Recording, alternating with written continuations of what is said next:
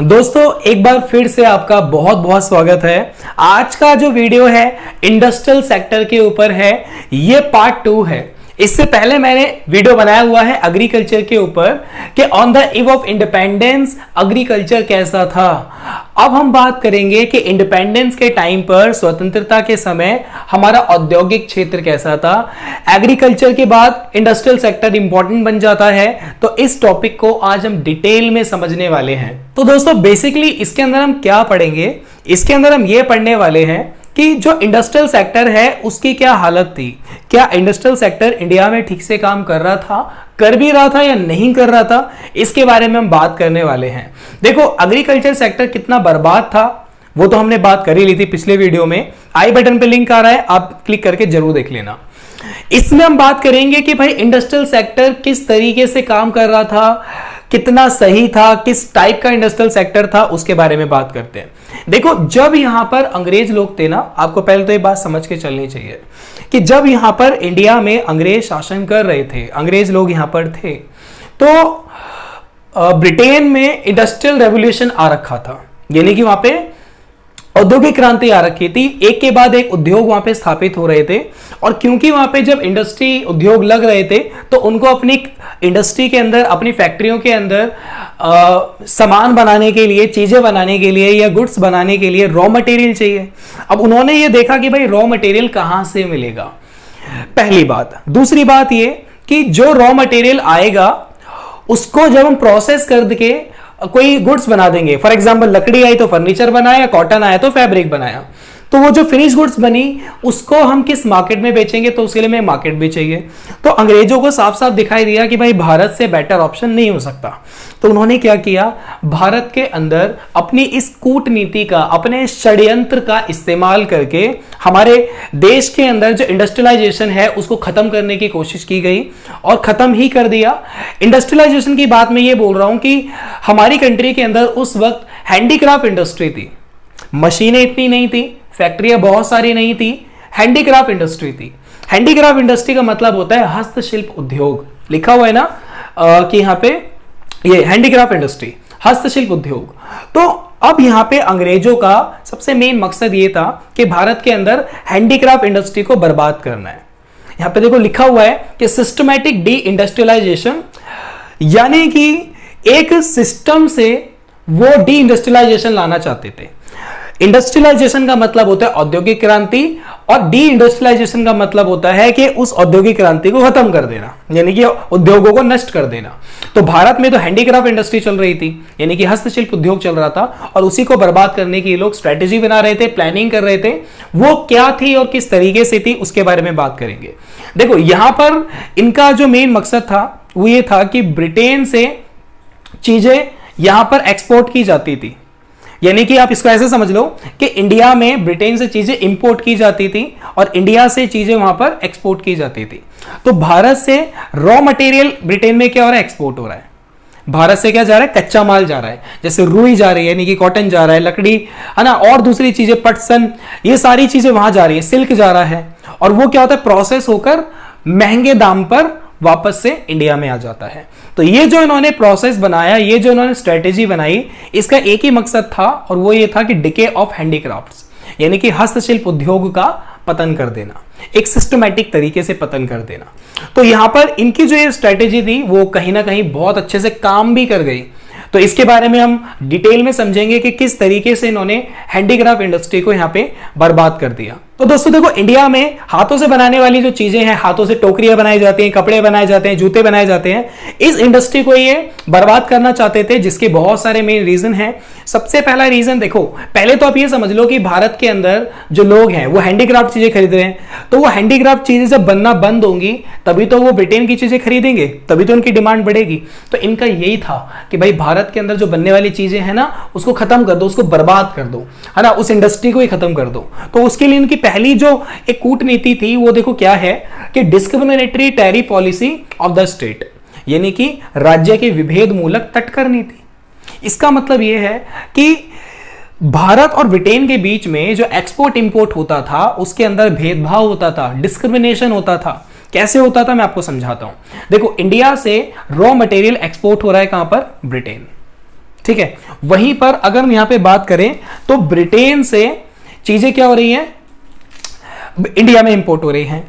तो यहां से इंडिया से एक्सपोर्ट ब्रिटेन में हुई, क्या हुआ, रॉ मटेरियल प्रोसेस हुआ, प्रोसेस होने के बाद वो सारी चीजें कहां गई, इंडिया में। और इस पर देखो क्या है, नो एक्सपोर्ट ड्यूटी और नो इंपोर्ट ड्यूटी। ना तो एक्सपोर्ट ड्यूटी लग रही है ना ही इंपोर्ट ड्यूटी लग रही है। कहने का मतलब अगर भारत से रॉ मटेरियल ब्रिटेन जा रहा है तो उस पर कोई भी अलग से टैक्सेस नहीं लग रहे।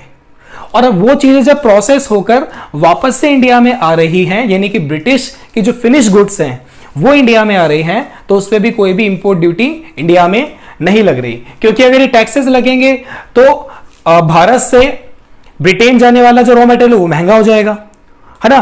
और अगर यहां से टैक्स लगेगा, इंडिया से मतलब कि टैक्स लगेगा इंपोर्ट पे, तो ब्रिटेन से चीजें यहां पे आने वाली वो महंगी हो जाएंगी। तो अंग्रेजों ने क्या किया, नो एक्सपोर्ट और नो इंपोर्ट ड्यूटी को ये इन्होंने हटा दिया, मतलब कोई भी एक्सपोर्ट ड्यूटी और इंपोर्ट ड्यूटी नहीं लगेगी। लेकिन इन्होंने ये बोला कि अगर इंडिया के लोग खुद की बनाई गई चीजें, जो हाथों से बनाई गई चीजें हैं, अगर वो ब्रिटेन में बेचने जाते हैं तो भाई उस पर हम क्या लगाएंगे, टैक्सेस लगाएंगे। तो इन्होंने अलग अलग तरीके के टैक्सेस लगाना शुरू कर दिए। लिखा है many taxes on export of handicraft goods. तो हाथों से बनाई जाने वाली चीजों जो कि भारत से ब्रिटेन जा रही थी उसके ऊपर इन्होंने टैक्स लगाने शुरू कर दिए ताकि वो महंगी हो जाए, और जब महंगी हो जाएंगी तो ब्रिटेन में कोई खरीदेगा नहीं उनको। लेकिन खुद के फायदे के लिए जो यहां से रॉ मटेरियल एक्सपोर्ट हो रहा है और यहां से जो चीजें भारत के अंदर इंपोर्ट की जा रही हैं उसके ऊपर इन्होंने ड्यूटी हटा दी। तो इस डिस्क्रिमिनेटरी पॉलिसी का मतलब यह था कि हैंडीक्राफ्ट इंडस्ट्री को बर्बाद कर देना, क्योंकि इसके ऊपर टैक्सेस लगेंगे तो कोई खरीदेगा नहीं, और उसके बदले में ब्रिटेन से जो फिनिश गुड्स भारत के अंदर आ रही हैं उसकी डिमांड बढ़ने लग जाएगी। तो ये पहला रीजन है जिसकी वजह से हैंडीक्राफ्ट इंडस्ट्री को इन्होंने बर्बाद करना शुरू कर दिया। और दोस्तों इसका इंपैक्ट देखने को क्या मिला, इसका जो परिणाम देखने को मिला कि more British goods in Indian market, Bharat के बाजार में जो ब्रिटिश वस्तुएं हैं वो बहुत ज्यादा हो गई। फिर लो डिमांड ऑफ हैंडीक्राफ्ट गुड्स, क्योंकि जब ब्रिटिश की गुड्स ज्यादा हो गई हैं तो इंडिया के अंदर जो हैंडीक्राफ्ट गुड्स है उनकी डिमांड क्या होने लगी, कम होने लगी। कम क्यों नहीं लगी, मैं देखो उसका रीजन बताता हूं। ब्रिटेन से जो चीजें बनकर आ रही है मशीनों से बनकर आ रही है, और जो चीजें मशीनों से बनकर आती है वो बहुत फास्ट बनती है, स्पीड से बनती है, उनकी कॉस्ट कम होती है। लेकिन वही चीज अगर हाथों से बनाएंगे तो उसमें टाइम ज्यादा लगता है, मैन पावर ज्यादा लगती है, और वो चीज महंगी हो जाती है। फॉर एग्जाम्पल कि अगर मान लो कि एक शर्ट बनानी है तो उसको शर्ट को हाथों से ही सारी चीजें कढ़ाई की जा रही है, उस पर सब कुछ किया जा रहा है, तो वो शर्ट को बनाने में टाइम लगेगा और पैसे भी ज्यादा लगेंगे। लेकिन अगर वही शर्ट मशीनों से बनाई जा रही है तो एक मशीन एक दिन में पता नहीं हजारों शर्ट निकाल देगी, हजारों शर्ट बना दी जाएंगी, तो उसकी कॉस्ट क्या आती है, कम आती है, और मार्केट में जल्दी बिक जाती है, क्योंकि मशीनों के थ्रू उसमें वैरायटीज भी आ सकती है। तो यहां पर क्या होता था कि ब्रिटिश गुड्स के जब यहां पे इंडियन मार्केट में आ रही थी तो हैंडीक्राफ्ट गुड्स की डिमांड क्या होने लगी, कम। और क्योंकि जब इसकी डिमांड कम होने लगी तो हमारे देश के अंदर जो हैंडीक्राफ्ट इंडस्ट्री को चलाने वाले इन्वेस्टर थे उन्होंने इन्वेस्ट करना कम कर दिया। सिंपल सी बात है ना भाई, अगर हमसे कोई खरीदेगा नहीं चीज तो हम क्यों दुकान चलाएंगे, दुकान को बंद कर देंगे, हम पैसा कम लगाएंगे। तो वही चीजें हो रही थी, जब लोगों को बेनिफिट नहीं हो रहा था, उनकी चीजें मार्केट में बिक नहीं रही थी, तो इन्वेस्टमेंट उन्होंने कम कर दिया। उससे क्या हुआ, डिके ऑफ हैंडीक्राफ्ट। उसके बाद क्या हुआ, क्योंकि चीजें मार्केट में बन कम रही है, डिमांड भी कम हो रही है, तो हैंडीक्राफ्ट इंडस्ट्री खत्म होने लग गई। और दोस्तों इसके बाद जो सबसे इंपॉर्टेंट रीजन है वो देखो ये भी है कि उस वक्त जो राज दरबार थे ना, जो प्रिंसली स्टेट्स थे, उनका लोप हो गया, डिसअपियरेंस हो गए, यानी कि राज दरबारों का लोप हो जाना। राज दरबारों का लोप होने का देखो मतलब क्या है, जब तक यहां पे अंग्रेज नहीं थे तब तक राजाओं की चलती थी, लेकिन जब अंग्रेज यहां पर आ गए तो उन राजाओं को भी अंग्रेजों ने अपने कंट्रोल में ले लिया।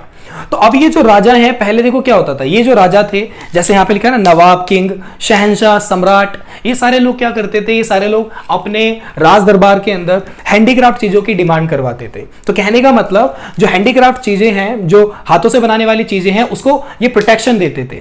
देखो यहां पे आप देख पा रहे हो, ये पूरे राज दरबार का एक पिक्चर है। तो यहां पर जो जिस तरीके के उन्होंने पगड़ी पहनी हुई है, कपड़े पहने हुए हैं, ये सारी चीजें क्या है, ये हाथों से बनाई गई हैं। तो ये अपने राज दरबार के अंदर कोई भी चीज इस्तेमाल कर रहे हैं, मान लो कि एक लोटा इस्तेमाल कर रहे हैं, ग्लास इस्तेमाल कर रहे हैं, कोई फर्नीचर इस्तेमाल कर रहे हैं, तो ये राज दरबार के अंदर सारे हाथों से बनाई गई चीजों का इस्तेमाल करते थे। तो इसका मतलब इनके होने तक हैंडीक्राफ्ट इंडस्ट्री को पूरी पूरी प्रोटेक्शन थी। लेकिन क्या हुआ, जब अंग्रेज यहां पर आ गए तो इनका क्या हो गया, लोप हो गया, डिसअपियरेंस, इनका तो कंट्रोल ही खत्म हो गया, क्योंकि अंग्रेज यहां पर आ गए।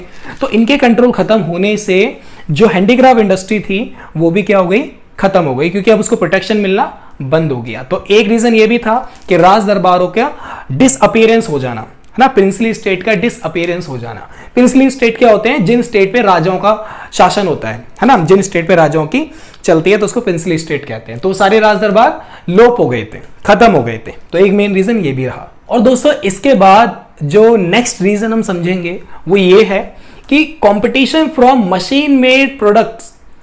ब्रिटेन के अंदर जो चीजें बनाई जा रही थी वो मशीन से बनाई जा रही थी। भारत के अंदर, इंडिया के अंदर जो चीजें बनाई जा रही थी वो सारी हैंडमेड थी। अब क्या था कि हैंडमेड जो चीजें हैं और ब्रिटेन के अंदर जो बनाई वाली चीजें हैं, इनके साथ कंपटीशन होना था। ऑब्वियस सी बात है कि जब वो चीजें यहां पर आ रही हैं तो कंपटीशन होगा, है ना। तो अब ऐसे में क्या होता था कि ब्रिटेन से जो चीजें बनकर आ रही हैं, एक तो उनकी उसमें वैरायटी बहुत सारी है, उसमें बहुत सारी अलग अलग मतलब कि डिफरेंट तरीके की उसमें चीजें आपको मिल जाती हैं। प्राइस कम होता है कंपैरेटिवली, है ना। इसके कंपैरेटिवली इनका प्राइस क्या होता है? कम होता है, क्योंकि हाथों से बनाते हैं तो मैन पावर टाइम ज्यादा लगता है, और ये मशीनों से बनती है तो टाइम मैन पावर कम लगते हैं, तो कॉस्ट भी कम आती है, जिस वजह से इसका प्राइस भी कम होता है। ठीक है, तो यहां पर क्या होता है कि यहां पर इस तरीके से जो इन हैंडीक्राफ्ट वस्तुएं हैं और जो ये मशीन मेड वस्तुएं हैं, इन दोनों के बीच में कंपटीशन, तो ये ही हार जाती थी और मशीन मेड प्रोडक्ट जीत जाते थे। देखो सिंपल सी बात है कि एक तरफ एक दुकान लगी हुई है जहां पे मशीनों से बनाई गई चीजें बेची जा रही हैं, एक तरफ एक दुकान लगी हुई जहां पे हाथों से बनाई गई चीजें बेची जा रही हैं। इस दुकान पर सारी चीजें महंगी है। अगर आपको एक साड़ी लेने जानी है तो वो साड़ी क्योंकि हाथों से बनी है तो उसका जो प्राइस है वो 2500 रुपए है, और यहां पर एक साड़ी जो मशीन से बनी है उसका प्राइस क्या है? मान लो 1500 रुपए या 1000 रुपए। तो सीधी सी बात है कि आप इधर नहीं जाओगे, आप इसी दुकान से खरीदोगे। तो इसका मतलब इस दुकान पे डिमांड बढ़ने लग जाएगी और ये इस मार्केट के अंदर, कंपटीशन के अंदर फेल हो जाएगी। तो इस तरीके से हैंडीक्राफ्ट इंडस्ट्री फेल हो गई। और इसके बाद जो नेक्स्ट रीजन देखने को मिला वो ये कि भाई अब तो इंडिया के अंदर डिमांड का पैटर्न ही चेंज हो गया। पैटर्न चेंज होने का मतलब देखो ये है कि पहले लोगों को आदत थी कि भाई उनको कुर्ता पहनना है, पजामा पहनना है, या हाथों से बनी चीज़ों को ही इस्तेमाल में लेना है। कहने का मतलब ये हैंडीक्राफ्ट चीज़ों को इस्तेमाल में लेना है। लेकिन अब क्या हुआ कि ब्रिटिश गुड्स जब यहाँ पे आने लगी तो लोगों ने उसको खरीदना स्टार्ट किया ना, तो लोगों को उसकी आदत पड़ गई। फॉर एग्जाम्पल, जैसे आज के टाइम पर अगर आप देखोगे तो इंडिया के अंदर हम इंडियन कल्चर वाली ड्रेसेस नहीं पहनते हैं। कौन कुर्ता पजामा पहन के घूम रहा है इतना? कौन मतलब कि सूट सलवार बहुत कम हो गया है, पहनते हैं लोग बट बहुत कम हो गया है। इसके अलावा अगर हम देखोगे तो जीन्स बहुत पहनी जाती है। मोस्ट ऑफ द केस ज्यादातर लोग जीन्स ही पहनते हैं, टी शर्ट पहनते हैं, बहुत सारे वेस्टर्न जो कपड़े हैं वो पहनते हैं। तो अब क्या हुआ, इंडियन मार्केट के अंदर डिमांड का पैटर्न ही चेंज हो गया। अब हैंडीक्राफ्ट वाली वस्तुओं की डिमांड होती ही नहीं थी। देखो यहाँ पे एक मार्केट लग रहा है तो इस मार्केट में भी सारे वेस्टर्न क्लोथ्स हैं, ठीक है। इस तरीके की जो चीजें हैं इनकी डिमांड बढ़ने लगी, तो मार्केट का जो पूरा का पूरा पैटर्न है वही बदल गया था। अब लोगों ने डिमांड ही ब्रिटिश गुड्स की करना शुरू कर दी थी, और इसकी वजह से क्या हुआ, हैंडीक्राफ्ट इंडस्ट्री की डिमांड बहुत लो हो गई और वो खत्म हो गई। एग्जाम्पल के तौर पे आप ऐसे समझ लो कि देखो जो चूड़ियां हैं, आपने देखा होगा कि जो हैंडीक्राफ्ट इंडस्ट्री है उसमें लाख की चूड़ियां बनती हैं। लाख की चूड़ियां आपने देखा होगा कि लाख की चूड़ियां होती हैं, और वो लाख की चूड़ियां जो बनाई जाती हैं हाथों से बनाई जाती है, प्रॉपर उसमें कलरिंग वलरिंग सब कुछ हाथों से होता है, कुछ भी मशीनों का रोल नहीं होता। और वही चीज जो चूड़ियां बनाई जाती हैं वो थोड़ी सी मतलब कलरफुल होती हैं, अच्छी होती हैं, लेकिन वही चीज मशीनों से बनाई जाने लगी तो वो जो चूड़ियां हैं वो कांच की बनने लगी। तो मशीनों से कांच की चूड़ियां बन रही हैं, हाथों से लाख की चूड़ियां बन रही हैं। तो इन दोनों के कंपैरेटिवली अगर आप देखोगे तो जो मशीन वाली चूड़ियां हैं, वो बैंगल्स हैं, वो बहुत ज्यादा दिखने में खूबसूरत हैं, बहुत ज्यादा शाइनी है, लाइट वेट है, उनका डिजाइन मल्टीपल है, उसके अंदर वैरायटी बहुत सारी है। लेकिन जो लाख की चूड़ियां हैं दिखने में वो भी खूबसूरत है, बट एक तो उनका प्राइस ज्यादा है, दूसरा उनमें थोड़ा सा वेट ज्यादा होता है। तो कंपैरेटिवली जो कांच की चूड़ियां हैं जो मशीन से बनी है वो ज्यादा मार्केट में डिमांडेड होने लगी, उनकी डिमांड ज्यादा की जाने लगी। और दोस्तों इसी बीच इंडिया में रेलवे आ गया, यानी कि 16 अप्रैल 1853 को इंडिया के अंदर क्या आ गया, रेलवे आ गया। रेलवे आने से इंडियन इकोनॉमी पे, या इंडियन इकोनॉमी की मैं बात ही नहीं करूंगा, मैं ये बोलूंगा कि अंग्रेज ब्रिटिश और भारत के बीच में जो ट्रेडिंग हो रही थी ना, इस ट्रेडिंग के ऊपर बहुत इंपैक्ट पड़ा। सबसे पहली बात तो ये कि ये जो रेलवे आया, इस रेलवे के आने से सबसे ज्यादा जो बेनिफिट हुआ, पहली बात तो वो ब्रिटिशर्स को ही हुआ, और क्योंकि वो रेलवे इंडिया में लाए भी इसलिए थे ताकि उनको बेनिफिट हो, ना कि इंडिया के लोगों को बेनिफिट हो। तो उन्होंने रेलवे को यहाँ पे किया। जब यहाँ पे रेलवे आया तो रेलवे का आने का मेन मकसद ये था कि भारत से जो रॉ मटेरियल भेजा जाता है उस बंदरगाह तक, ठीक है, तो वो रेलवे के थ्रू भेजा जाए, और ब्रिटेन से जो चीजें आती हैं वो रेलवे के थ्रू ही इंडिया में सर्कुलेट की जाए, एक जगह से दूसरी जगह पे उनको बेचा जाए या भेजा जाए। तो क्या होता था कि ये जो इंपोर्ट एक्सपोर्ट का काम है, बंदरगाह तक चीजें आती थी, उसके बाद ट्रेन में लाद दी, और ट्रेन से लादने के बाद वो पूरे इंडिया में सर्कुलेट होती थी। तो कहने का मतलब ये कि जो रेलवे है उसके आने से ब्रिटिश गुड्स की यहां पे सप्लाई बढ़ गई। ध्यान से समझो, ब्रिटेन के अंदर बनने वाली चीजों की सप्लाई इंडिया में बहुत ज्यादा बढ़ गई, क्योंकि अब रेलवे आ गया तो ट्रेवल सिस्टम फास्ट हो गया, एक जगह से दूसरी जगह पे माल को पहुंचाना फास्ट हो गया। तो इसकी वजह से क्या हुआ कि हैंडीक्राफ्ट इंडस्ट्री की डिमांड तो पहले ही लो थी, और यहां पे ब्रिटिश गुड्स की सप्लाई और बढ़ने से हैंडीक्राफ्ट इंडस्ट्री की डिमांड और ज्यादा खत्म हो गई। और इसका इंपैक्ट क्या मिला, इसका जो परिणाम देखने को मिला वो ये मिला कि भाई हैंडीक्राफ्ट इंडस्ट्री पूरी तरीके से बर्बाद हो गई, और इंडिया में जो इंडस्ट्रियलाइजेशन है वो तो हो ही नहीं रहा था। इंडस्ट्रियलाइजेशन की अगर हम बात करें तो इंडिया में नहीं हो रहा था, क्योंकि इंडस्ट्रियलाइजेशन ब्रिटेन में हो रहा था, वहां पे एक के बाद एक फैक्ट्रियां खुल रही थी, कारखाने खुल रहे थे, बट इंडिया में ऐसा नहीं देखने को मिल रहा था। बस यहां से चीजों को लिया जा रहा था, और लेने के मतलब रॉ मटेरियल लिया जा रहा था, फिनिश गुड्स करके इंडिया में बेचा जा रहा था। क्योंकि अंग्रेज लोग जानते थे कि अगर इंडिया के अंदर फैक्ट्रियां लगाएंगे तो फिर इंडिया से उनको रॉ मटेरियल नहीं मिल पाएगा। तो इस तरीके से इंडिया का जो इंडस्ट्रियल सेक्टर है वो पूरी तरीके से बर्बाद था, और कोई भी उसके लिए काम नहीं किया गया था। तो दोस्तों अब हम ये समझेंगे कि bleak growth of the modern industry, इतना सब कुछ हो जाने के बाद कुछ इंडस्ट्रीज इंडिया के अंदर अब आना शुरू हो गई थी, लेकिन उन इंडस्ट्री की अगर आप ग्रोथ रेट की बात करेंगे तो बहुत स्लो थी, यानी बहुत ही ज्यादा डाउन थी। इंडस्ट्री के आने से इतना ज्यादा हमें सेटिस्फेक्शन नहीं हो रहा था कि हाँ भाई इनकी जो ग्रोथ है वो बहुत सही है। यहां पे लिखा भी हुआ है कि उद्योगों का निराशाजनक विकास। यहां पे कंपनी थी Tata iron and steel company, जिसको शॉर्ट में टिस्को के नाम से जानते हैं। 1907 में कंपनी आई, नोट कर लेना, आपसे टिस्को की फुल फॉर्म पूछ लेगा एग्जाम में, या फिर एमसीक्यू में भी आ सकता है, या फिर इसकी स्थापना की डेट पूछ लेगा, भाई कब आई थी। ये कंपनी आई टाटा आयरन स्टील कंपनी, नाम से समझ आ रहा है कि ये जो कंपनी है वो क्या प्रोड्यूस कर रही होगी, है ना, आयरन और स्टील को प्रोडक्शन करने के लिए आई थी। उसके कुछ टाइम बाद कुछ और इंडस्ट्री भी यहाँ पे धीरे धीरे आने लगी, जैसे चीनी मिल आने लगा, sugar industry, cement industry, paper industry, इस तरीके की कुछ और इंडस्ट्रीज भी यहाँ पे आ रही थी। लेकिन इन इंडस्ट्री के आने के बावजूद भी ना हमें यह देखने को नहीं मिल रहा था कि इनकी जो ग्रोथ है वो बहुत ज्यादा अच्छी है, ऐसा नहीं था। ये सारी की सारी इंडस्ट्री आ तो गई थी, बट इनका जो डेवलपमेंट है ना वो बहुत ही ज्यादा निराशाजनक था, यानी कि इनसे इतना ज्यादा सेटिस्फेक्शन नहीं मिल रहा था कि हाँ भाई इनके आने से हम ये बोले कि भाई इंडिया में इंडस्ट्रियलाइजेशन आ गया है, औद्योगिक क्रांति आ गई है, ऐसा नहीं वहां पे प्रतीत हो रहा था, या ऐसा नहीं वहां पे समझ आ रहा था। तो कहने का मतलब ये सब हो तो रहा था, बट इतना ज्यादा सेटिस्फैक्टरी नहीं था। इसी के दौरान अगर मैं देखूं तो यहाँ पे कुछ पब्लिक सेक्टर थे ड्यूरिंग द ब्रिटिश रूल। कुछ पब्लिक सेक्टर में जैसे रेलवे, जिसके बारे में मैंने अभी आपसे बात भी की कि जो रेलवे है वो आया, कम्युनिकेशन सिस्टम भी ठीक हुआ, संचार व्यवस्था बोलते हैं। सी पोर्ट, बंदरगाह का निर्माण किया गया, क्योंकि जब ब्रिटेन से यहाँ पे चीजें आएंगी तो भाई बंदरगाह पे शिप रुकेंगे ना उनके। बंदरगाह का मतलब होता है जहां पे जहां पर पानी के